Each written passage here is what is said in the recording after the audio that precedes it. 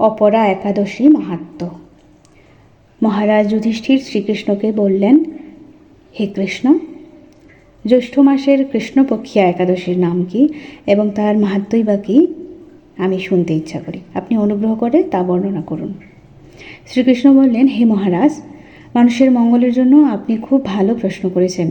বহু পুণ্য প্রদানকারী, মহাপাপ বিনাশকারী ও পুত্র দানকারী এই একাদশী অপরা নামে খ্যাত। এই ব্রত পালনকারী ব্যক্তি জগতে প্রসিদ্ধি লাভ করে।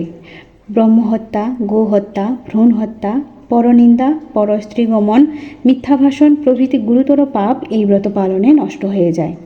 যারা মিথ্যা সাক্ষ্যদান করে, অজন বিষয়ে ছলনা করে, শাস্ত্রের মিথ্যা ব্যাখ্যা প্রদান করে, জ্যোতিষের মিথ্যা গণনা ও মিথ্যা চিকিৎসায় রত থাকে, তারা সকলেই নরক যাতনা ভোগ করে।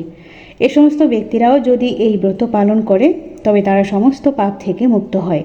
ক্ষত্রিয় যদি স্বধর্ম ত্যাগ করে যুদ্ধক্ষেত্র থেকে পালিয়ে যায় তবে সে ঘোরতর নরকগামী হয়, কিন্তু সেও এই ব্রত পালনে মুক্ত হয়ে স্বর্গগতি লাভ করে।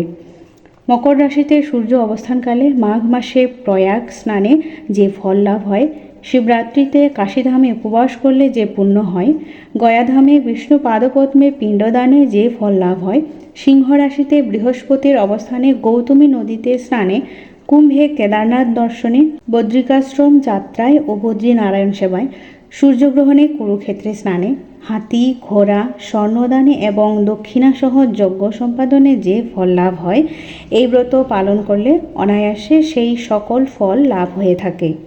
এই অপরাব্রত পাপরূপ বৃক্ষের কুঠার স্বরূপ, পাপরূপ কাষ্ঠের দাবাগ্নির মতো, পাপরূপ অন্ধকারের সূর্য সদৃশ এবং পাপহস্তির সিংহস্বরূপ।